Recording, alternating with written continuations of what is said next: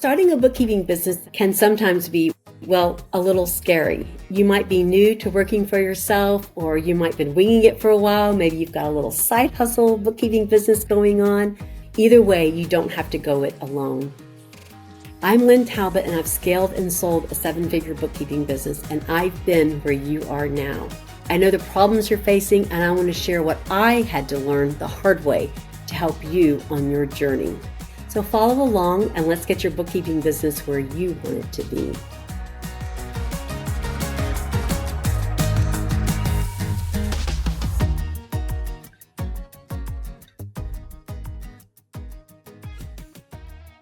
Welcome to the Better Bookkeeper Show. We're here to help bookkeepers overcome their fear of growing and helping you on the road to becoming financially independent. I'm your host, Lynn Talbot, and today we're going to talk about how to get started with your business. If you are interested in becoming a bookkeeper, you're already a bookkeeper, and you want to know how to take that next step, we have a guest here today, Heather Moreland, who's going to tell us a little bit about her journey and how she became an independent bookkeeper. So I met Heather back in, we've known each other a couple of years now in Chattanooga Women's Leadership Institute. And she knew that I was a bookkeeper getting ready to sell my business. And so we've been working together with helping her to set up her business and scale your business. Welcome to the show, Heather. Tell us a little bit about yourself. So thank you, Lynn. So nice to be here. I went to Covenant College, graduated in 2016 with my accounting degree. And while I was there, started working at a local manufacturing firm. I spent about 8 years there learning everything from accounts receivable to accounts payable to putting financial statements together, and just had a great time learning all the things there. After those 8 years, I had some health challenges that forced me to slow down and step away from that job. And that made me question, what am I going to do next?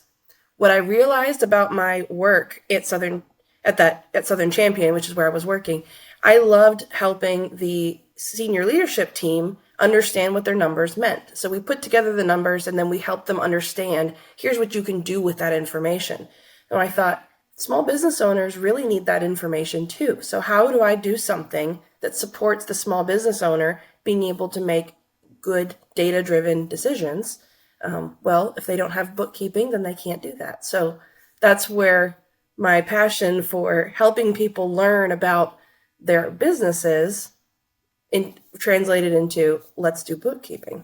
Yeah, and that's really what bookkeeping is all about, is helping the entrepreneur figure out what the numbers mean and where you've been, where you are, and sort of where you're going. And a lot of times bookkeepers will think, well, I just enter checks and pay bills.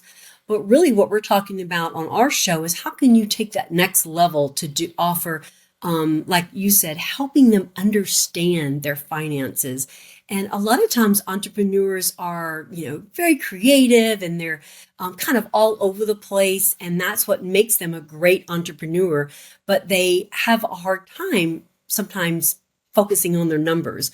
So I've found that some of my clients that are the creative type, which I love doing because I'm not creative.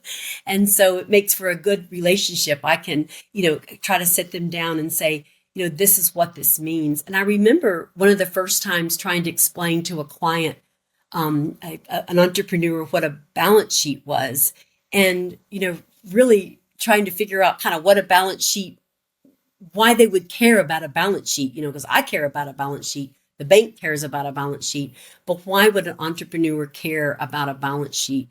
So tell us about a time when you were like a client that you had to talk with, like a P&L or a balance sheet, or maybe forecasting. What are some ideas you have about that?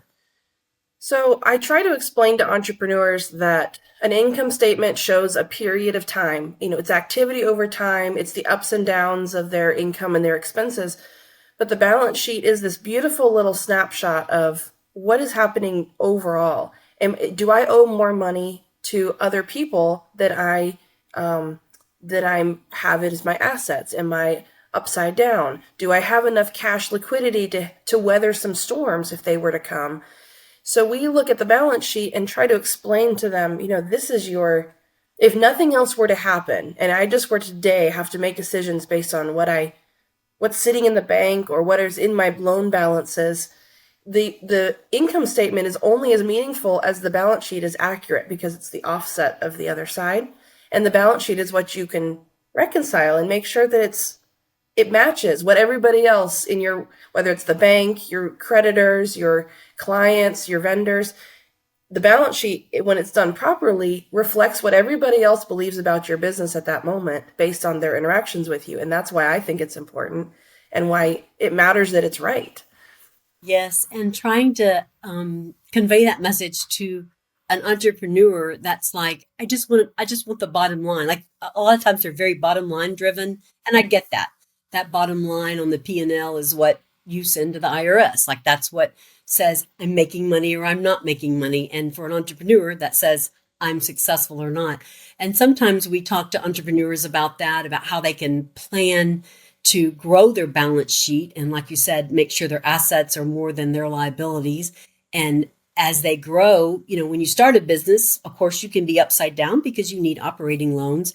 But as you grow a business, how to talk to your client about growing their balance sheet and just managing their finances. So I think that is so important to really be able to talk to the client about that. So one of the things that a bookkeeper needs is really good, communication skills. They need to feel comfortable, pointing out, hey, I noticed this on your balance sheet, or here's your reports from this quarter. I noticed this difference from last quarter. And I think that's a really good way to help talk to clients. So as a bookkeeper, we need to feel comfortable talking to clients and telling them what we see. And sometimes we're nervous about that because we're thinking, oh, this entrepreneur is not going to like what I have to say, or I might not really understand fully what this client is doing. I see the books, I see the numbers, and in our world, that's all that matters is numbers. And he might be doing something different or having, I don't know, having a different philosophy about his growth than we do. So having those conversations are so important so that you as the bookkeeper can understand where they're going and then try to help them, like you say, finance that, have the cash flow to get there. And I think that sometimes bookkeepers are a little bit hesitant to leap in there and say their opinion when the client might be like, well, that's not how I feel. Like I'm doing fine. Are you saying I'm not doing good? Or they get a little defensive because you might be pointing out that maybe, they're going through their cash quicker, or that, just taking out more loans might not be the answer. Like, let's look at the problem here. Are we charging enough for our clients? How are you getting your clients? And so being able to do what I call just analyze the data is really good. Now, not from a tax level, we leave that to the CPA, but just being able to analyze the data and let your clients know. I love that. That's what we do. And one of the other things we like to do as a bookkeeper is we like to say that we bridge the gap between that entrepreneur and their CPA. Because sometimes entrepreneurs don't have an accounting degree. Many of them don't even have a business degree. And when they talk to a CPA, they might feel like they don't understand what the CPA is saying, or the CPA can totally just be talking over their head and they just don't understand it. And they feel like, oh my gosh, I don't know what I'm doing, or the CPA is coming down hard on me. And I think as a bookkeeper's job, what do you think about like trying to balance that communication between the entrepreneur and the CPA? Well, we talk about in the medical field, does a doctor have good bedside manner? But I think there's also a kind of a bedside manner or a desk side manner of an accountant, of whether they are good at talking to their clients that don't really understand. And you talked about working with creatives. I also love to work with creatives because what they're doing is exciting and fun. But they're scared of sitting in a CPA's office often because they don't understand what's going on and they don't really care about the numbers, except they need to check the box, generally speaking. So yes, taking the information that the CPA is asking for or what I know they need and distilling it down into something that is more conversational. Here's why it matters. Here's how we're going to come up with it. Let's find a way that's, would you prefer to be contacted once a week or once a month for your things? Like, what kind of rhythm works for your brain, your schedule, the kinds of things that you're doing, so that we can work well with them and make it less overwhelming. We joke sometimes that we are professional hand holders, so we try and make it our job in the most respectful and kind way possible to help pull them along into keeping things current, because that's what they need. Yes. And just trying to meet them like where they are with their vocabulary or their knowledge, just kind of meet them where they are and try to take them slowly through how how they need to look at their finances to be a successful business. And I found that with an entrepreneur, there's a cycle there. The first year somebody's an entrepreneur, they are just go, go, go, go, go, go. They really don't look at their books much. They just have this plan and they're just working really hard. And then when it's time to gather for the taxes, they sort of throw some stuff together, but they don't really do a good job. And then year two, they come back and they say, "Oh my gosh, I've gone to some class and they told me I need to have a budget or I need to have this. I need to understand a balance sheet." And that's when they're actually more like receptive to talking to the bookkeeper, because they're like, "Can you help me understand this?" And I love that when they get in that space, because I'm like, this is where you need to be, and this is how a bookkeeper can help you. So as bookkeepers, we need to remember where the client is in their space, their knowledge of bookkeeping. And sometimes they're just not receptive. And I found that too. Like they don't want to hear, or I start to talk about numbers and you can just see the little eyes blur over. And so you realize that they're not quite ready, but even taking it down a level and saying, well, let's start here at this base level and then move up. I think that's good. Well, what are some of the first steps that you took when you first started your firm? Like you worked as an accountant for a big company and then you decided, well, I wanted to be able to work for myself, or how was that transition for you? So I started by going part-time at my firm.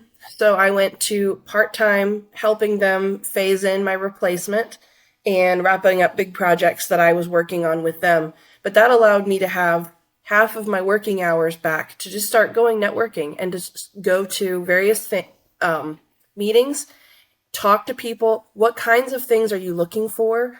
Some of my former clients or former vendors, they would reach out and say, "Hey, you've taken good care of us so far. Will you work on our books for us directly?" So leveraging some of the relationships I already had, but then to start saying, I need to get my QuickBooks certification. So I went and did that pretty quickly because I had worked in large Oracle products, but not QuickBooks before. So translating, what does it mean to work in a smaller system with smaller clients?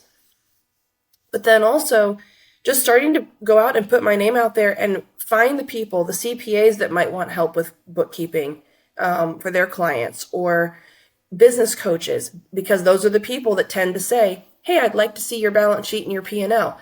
Well, their job isn't to help create the P&L, but they need it to be able to have a good coaching relationship. So trying to network with the right people that would actually identify when somebody needs a bookkeeper. So I would take them to lunch and find out more about what they do. Let them get to know me as a person, as an individual, that I'm warm and friendly, professional. That was really where I started, because advertising is really hard when you're talking about somebody's money and all of the things that they're insecure about. I didn't think the best way to go was to pay for advertising, because that just doesn't feel warm and personal like I thought it should be. And that you wanted to project your image.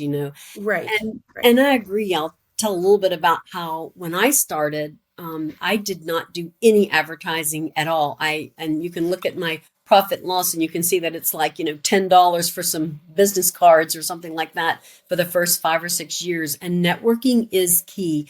A lot of bookkeepers don't feel comfortable networking. They're like, don't put me in a room full of strangers. And I'm of the type that I love a room full of strangers. I go and, who here needs a bookkeeper?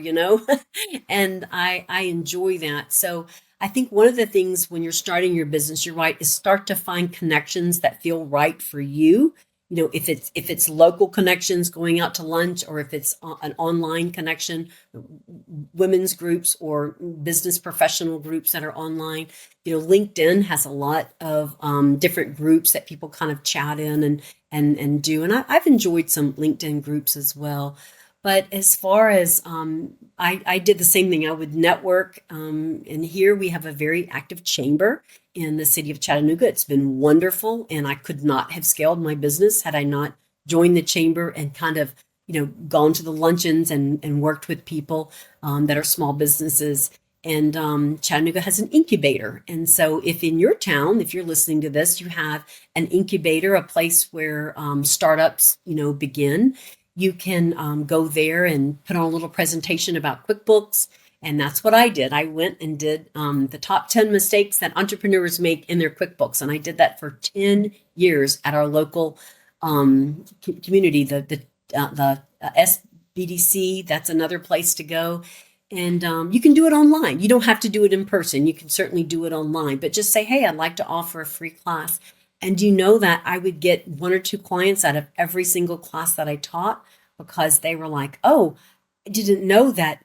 I didn't know about a balance sheet. I didn't know that, this, and this, the things that Lynn said. I didn't know I had to keep my receipts. I didn't know that, I could put all that stuff in QuickBooks Online. I didn't know QuickBooks Online was only, $50 or whatever. And so being able to get out there and promote your knowledge and tell people, yes, I'm warm and friendly and I can help you. And, we're a QuickBooks shop, so I can say QuickBooks here. It's what we use, and it's what a lot of entrepreneurs use. There are other options out there too, Xero and a lot of other ones, but QuickBooks just tends to be the number one that entrepreneurs use. So it's the one that we use as bookkeepers as our kind of our basis. So yeah, getting out there, networking, I would encourage you as a bookkeeper to do that. If you don't feel comfortable networking, just doing straight advertising is sometimes you're just spending a lot of money and you don't know who that's going to, and it might not really be your target audience. So my target audience was basically any small business. That I liked startups, but I would do any small business. But I really liked working with startups because I could connect with them and understand what they were doing in the startup community. And so you want to define your audience.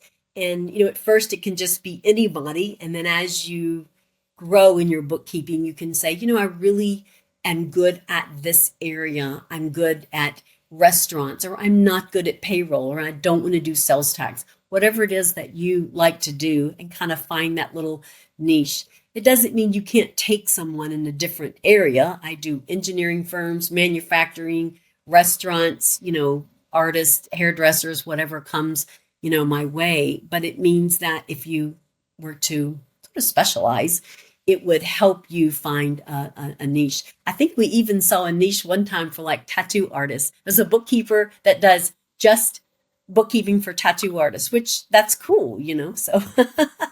And the other thing I would say with that is, as you specialize, don't be afraid to find great software that you're willing to partner with. So I've loved, for payroll, originally I said I wasn't going to do any payroll. Personally, it was because I didn't want the deadline of I have to remember to do something every single week at the exact right time. For me, building a business, I didn't want that kind of constraint. When I found Gusto, I partner with Gusto because they make it so easy once it's set up for the business owner to run it themselves. And they handle tax filings and they handle the payment of the taxes. And so a lot of that burden that I didn't want, of the responsibility of having to meet very specific deadlines every single week, if I find a good partner that will take that burden for me, then now I can say yes to that. But I don't have to be the one that wears that specific hat for that client. That freed me up a lot to have more options of how to grow and what kind of clients I could serve, because I found good partners. Yes, I agree. And Gusto is a great payroll partner. They do 1099s and W-2s, so it's really nice to have them, and they send them all out. And They have the little pig that goes by the, if you're a Gusto client, you'll know what I'm talking about. But yes, I agree. Finding partners which will make your job easier, and that's the goal here at the Better Bookkeeper Show, is figuring out what how can we push that easy button and make things easier for everybody, easier for the client, easier for the bookkeeper. And that's one of the things I tell my clients when they come to me and I say, oh my gosh, you've got like so much going on. Like, why is all this stuff in QuickBooks? Is there a reason why you have to capture all this stuff that's kind of mucking up QuickBooks or mucking up some of the systems, and being able to pull back and say, hey, it would be better if we disconnected your point of sale because this is what's happening. Or it'd be better if we just, continue to, some clients use PayPal to do their invoices. I'm like, that's great. Why are you putting them in PayPal and then putting them again in QuickBooks? Like, all the duplication of effort. So as a bookkeeper, being able to look at that and look at systems, like you said, find a partner and then look at their systems and say, let's make it easy. And I even ask them, like, sometimes when they come on, they'll tell me all their problems and issues, and they're going on. And I'm just like, oh my gosh, I can help this client so much. And then I'll say, would you like for me to show you the easy button for how you're doing your accounting? And they're like, yes. And so I tell them my philosophy, which is having everything flow into QuickBooks the way it should, stop the commingling, stop all this other crazy stuff, and, identify what's important, identify what reports the client needs to make business decisions, identify what the CPA needs to do the taxes, because our job is to do both, right? As a bookkeeper, we have to make sure the client has what they need and the CPA has what they need. And we have to make sure that they intersect at some point, but that the QuickBooks file is set up to accommodate everybody. But I always put the CPA, what the CPA and the IRS needs, a little bit above what the client needs if what they are asking for is going to muck up something and cause us at the end of the year to have to go do journal entries to move everything back to give it to the CPA in an orderly fashion. So yes, I like the idea of figuring out systems, and that easy button is really what we're all about. And in our mentoring group, that's what we talk about. We talk about how do you handle this? How do you handle this? Or how does this work? Has anybody worked with this point of sale system? Has anybody worked with this type of client that does this specific thing? I had a client with a warranty issue the other day, and they were like, how do I book this warranty so I can write off the expense? Because when they entered an invoice, it came in as income, and it really is just a straight expense. And so there's some things that you have to do with a warranty. But things like that is how we as bookkeepers look at systems. How can we create a system for a client that hits the easy button for everybody? Easy button for the CPA, for me, for the client. And that's the goal. And sometimes it's not easy to get there because the client has habits, or they have certain things that they do that they don't want to give up. And so you have to do it in steps and try to explain to them, well, would you like for me to take that burden off of you doing whatever it is that they're doing? And then one by one, taking the burden off and setting up a system to get that going. So, Well, I would say I have some clients, I've had conversations before, one in particular that he said, I want to be able to know which kind of purchases I need to make at the end of the year, and my CPA just doesn't seem to be able to tell me that. And I stopped him and I said, I'm sure your CPA would love to tell you that, but you don't give your CPA any information about your business until next March when you want them to file your taxes. I said, what you really need is a bookkeeper so that in September or October, you actually have something to look at to say, oh, I had a lot of income this year. I should invest in some capital that I want to do as a, consult with my CPA on that. I said, but you can't expect your CPA to know things that you haven't given them the information. So you really need somebody to come alongside, and a bookkeeper is a different animal. So that's part of this idea of, how do we make it easier for not just the CPA at the end of the year, but also for the business owner to have something that's a little more timely. Um, at our firm, we offer individual, one-off hourly coaching for people that are very small and they just need somebody to help tie up their loose ends each quarter or each month, as well as our monthly maintenance packages, because sometimes they just need a little bit of hand holding, just a little bit of, hey, my system is not connecting properly. How do I fix it? There's this little weird sales tax thing that's hanging out and I can't get QuickBooks to figure it out because it's being weird. Those kinds of things. We see a lot of that. So like you were talking about, the easy button of, I can just jump in your books for 15 minutes. I can go in, we can fix it. You're back off running again. You're happy. And then we'll talk in 3 months when you find something else that doesn't work right. So I like that approach of, my job is not to bill as much as I can. It's to make your job as the business owner easier. And when you get to the point that you say it's easier to not wear this bookkeeping hat at all, we're there for that. But that's at my client's pace when they're ready to say, I really don't want to handle this anymore. I'd rather pay somebody to do it for me.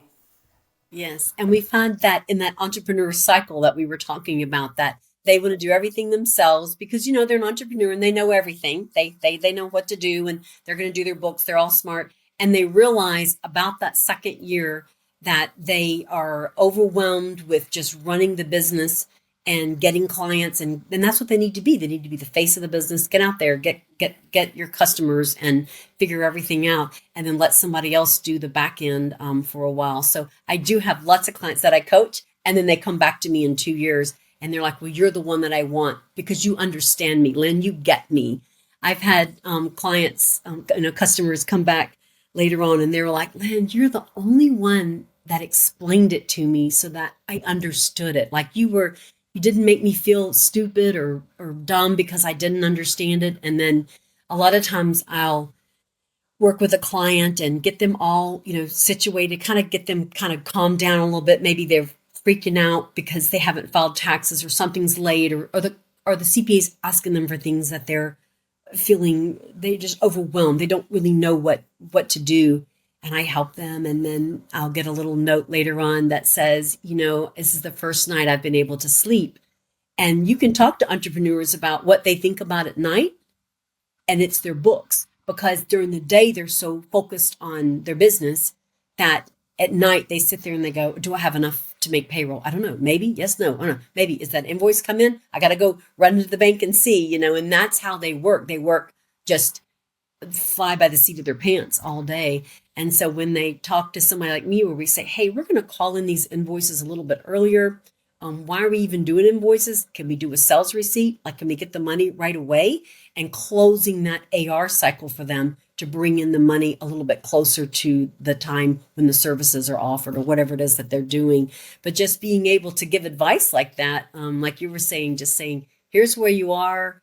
Here's my advice. And as you do books for entrepreneurs, like I've done it now for 15 years, you see patterns real quickly and you're able to cut right to the chase. So some of this might not come to you if you're a new bookkeeper, or if you've been a bookkeeper in one specific industry, you may not have the knowledge of all the other industries. Or like, I didn't know that the construction industry, did job costing this way, or that you had to capitalize when you put a roof on a new building, things like that they don't know because they've only worked in maybe a service industry.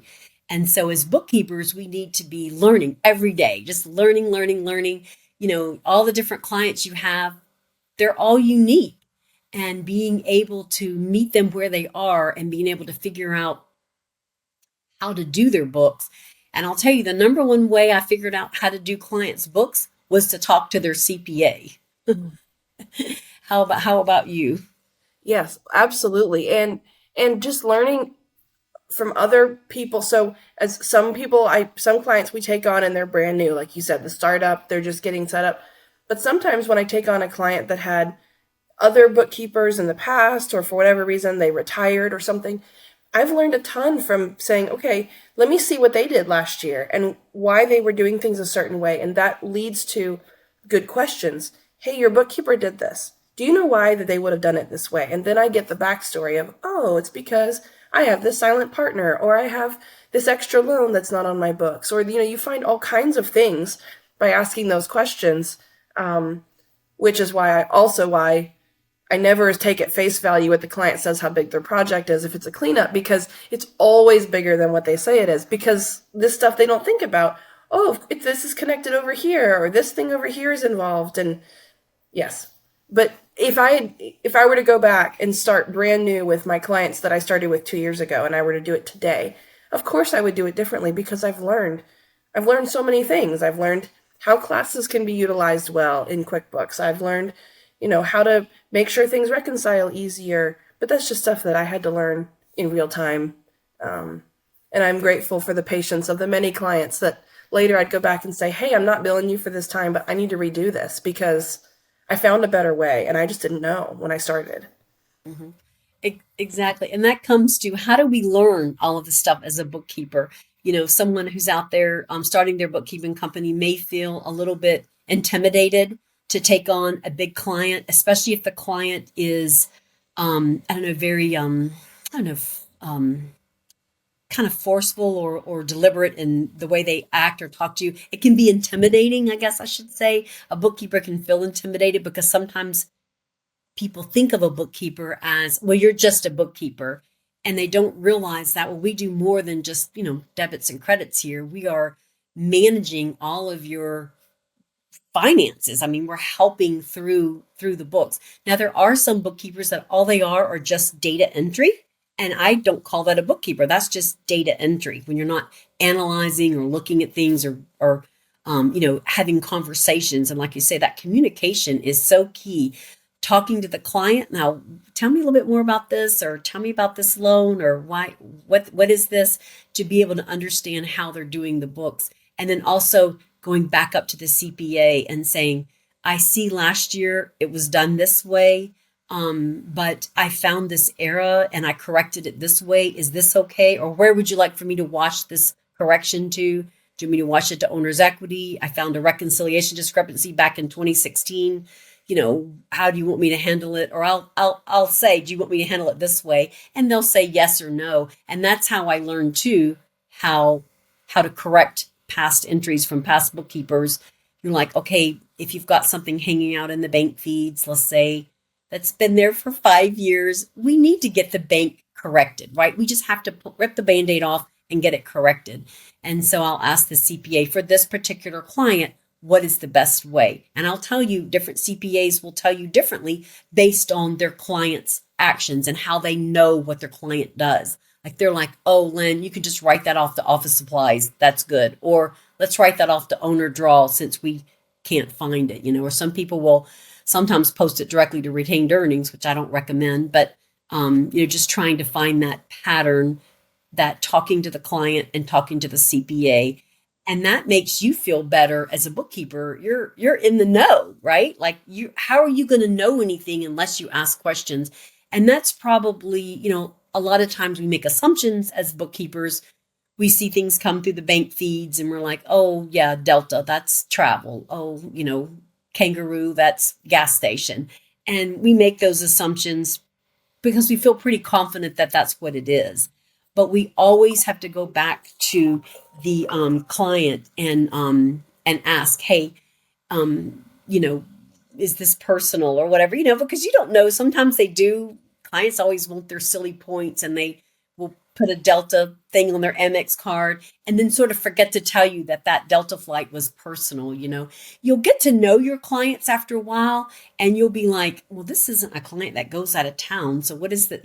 Just then you can ask, hey, I saw a Delta, just check in. Is that travel or can you tell me about it? No judgment, just can you tell me about it? Well, and Lynn, our team has found occasions where our clients, their cards are compromised and there's fraud. And so we start asking questions like, hey, this looks weird. And they go, wow, you're right. It does look weird. And I didn't do those. And so then we help facilitate fraud claims with the credit card agencies because it really is a problem. But they trust us to be looking at their books to know what's normal and to ask the questions. And that client in particular, we had one just a couple months ago, and she was thrilled that we noticed that something was out of sorts. And it was a couple $1,000s. I mean, it wasn't just a small thing. It was significant. Right. And that could continue had you not, seen that. And that's what I like about our bookkeeping community that we have is we talk about those things and how we, care about our clients and we care about their outcomes. And once you get to know your client, you will notice those anomalies and you'll just like, this is kind of odd. And I don't feel, I used to be afraid to ask the client, like they would be like, oh, that bookkeeper's judging me or something. And now when you talk, I try to make it in a tone that's like, hey, I noticed this. Can you tell me more about that? I noticed one time with a client, $1 million went out. $1 million just went out. And so I was like, hey, just checking. What was that? He had bought a yacht for sure. And so we were like, is that a company yacht? We're trying to like, I have to ask a few more questions to you. And then immediately I called the CPA. I was like, hey, I do not know what to do with this. I'm not sure, what to do. So feel free to ask those questions. And I frame it just that way. Hey, can you tell me a little bit more about this? I see this. It looked a little different. Or sometimes at the end of the month when we do reconciliations, and if there's a lot of stuff, I don't know what they are. They're two people I don't know. They're check numbers that maybe I don't have access. I will just send them a spreadsheet. Hey, can you put the chart of accounts or put what these are? And that makes it easier. There's no judgment. I'm just saying, what are these? And making sure that those checks get, posted to the correct account, and especially if they need a W-9 or something like that. Um, so yeah, what are some of the other things that you can suggest for newcomers to bookkeeping? Maybe they're thinking about quitting their day job and going into bookkeeping and they're hearing us talk about all the things that we do. What are some things that you have or that you did for yourself when you had to move from working for someone else to being an independent bookkeeper? So I would say the biggest adjustment was at first I had I'm a big pen and paper person. I like writing my lists. I like having my calendar and the things on it. Again, I tried to do that. I thought, well, this is something I can control and I can see it all. And I know that I'm blocking out time well. And it got to be the point where it was just so tedious. But I thought I didn't want to pay for a project management software because that seemed like an expense until I realized setting up something that I use Financial Sense because I can set up a project and every week it tells me this is what's on my list to do so I don't forget things. And not having to manually tangibly in my brain remember every single thing, even just to write it on next week's list, that saved me a ton of time. And it gave me confidence that I was keeping up with the things I'd committed to. So I would say I did not invest soon enough into tools and software and things that took less of the pressure off of me to remember things. So templates for emails that I sent out consistently. I set up an engagement agreement. I did have an attorney look at it to say, these are things that are red flags that you might want to address with people. Things that made it so that I didn't have to think quite so much about the tedious stuff. And I could really save my brain space for, let me solve this problem for a client and be creative for them. So I would say that I didn't do that fast enough. And I regret now that I didn't just implement it. But there was some time that I had to figure out, what do I want my systems to look like? What kinds of assurances am I willing to give clients? Which responsibilities am I willing to own versus to say, these are still yours? I always put in my agreements, I am not responsible for your audited financial statements. Your tax preparer is responsible for the final product. I support processes, but you're responsible for your receipts. Because I don't want them to come back to me and say, hey, why didn't you tell me that I didn't give you receipts all year long, but now it's your fault for not telling me that I have to have them every month, or things like that. But the automation and saying, this is the culture that even if it's just me, this is the culture that I'm willing to hold myself accountable to, and I'm willing to encourage clients to hold me accountable to as well. And, thinking about that, trying to figure out systems, of course, they're going to come sort of naturally. You're going to sort of be like, I've got to get this together. Like now I have 8 clients, or now I have 10, now I have 15. How am I going to keep myself organized? Even though, as accountants, we're usually pretty organized people, but it can get overwhelmed when you go to sleep at night. You think, oh, did I do that? Did I forget to pay sales tax? No, is it the 15th? Wait, what day of the month is it? And being able to sleep at night, that software you mentioned, Financial Sense, is great at being able to help you do that when you have other employees too, because you can assign them tasks, right? Mm-hmm. Mm-hmm. Yes, and so there's a lot of it helps support if you have a team that is especially virtual. Our team is all remote. Everybody works from their own house across multiple states now, and we're able to communicate, this task, I've claimed it, I'm working on it, and then when it's complete, it tells the next person, okay, your next step is ready for you, so people can work at different times in different time zones, and it makes it much more doable because we all know what's on the slate of things to do. It also makes it really helpful if somebody is sick or out on vacation. We just go to their task list and we can all take things off their task list and make sure the stuff gets done. So I love that. That is great. And one of the things we're going to talk about in the next in our next podcast will be, how do we move from doing all of those tasks as a business owner? I mean, as a operator, how do you know when it's time to step back, hire someone, and look at your business as a firm owner and growing your business? What is that next step to growing your business? Because, you just keep getting clients and getting clients. Well, if there's only one of you, you're going to run yourself ragged, and you'll know when you reach your maximum. You'll be like, I started this bookkeeping firm and now I can't even take time to go to lunch. I'm just booked all the time, can't go on vacation. And that's when you know, hey, I can hire somebody to take these tasks off of me, and then I can step back a little bit and manage the task. And we're going to call that moving from being an operator in your business to an actual business owner. And that's how, as a bookkeeper, you scale your business. If you don't want to scale your business, that's fine. You can stay a bookkeeper. But in order to get the financial freedom that we would all like to have from being a bookkeeper, we would move from being a bookkeeper to a bookkeeping firm owner. And in our next podcast, we'll talk a little bit more about that. Well, it was great having you on here, Heather, today, and we appreciate our audience. We hope you will enjoy the Better Bookkeeping Show and give us your feedback.